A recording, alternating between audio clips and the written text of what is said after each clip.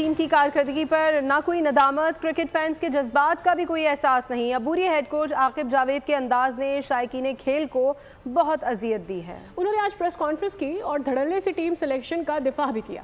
Team supporters के जख्मों पर नमक छिड़कते और कह के लगाते रहे।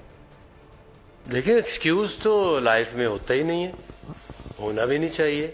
जब टीम खेलती है उसमें फिर उस तरह के रिजल्ट नहीं आते, आप लोगों को जितना अफसोस है उससे कहीं ज्यादा तो वो प्लेयर्स को होगा ना, उनका क्या हाल होगा। बट यही है कि जो कमियां हैं, जो चीजें हम बेहतर कर सकते हैं वो जरूर करेंगे। वो एक ऐसी स्टेज थी जहां हम स्कोर एक बड़ा टोटल लगा सकते थे, जो कि हम सोच रहे थे कि 280 to 300 के दरमियान एक टोटल आता तो फिर अच्छी एक फाइट मिल सकती थी। ये हमारी बेस्ट पॉसिबल यही टीम। हमारा काम क्या है सिलेक्शन कमेटी का कि हमने एक जो बेहतरीन ऑप्शन है रिप्लेसमेंट, हमने वो खिलानी।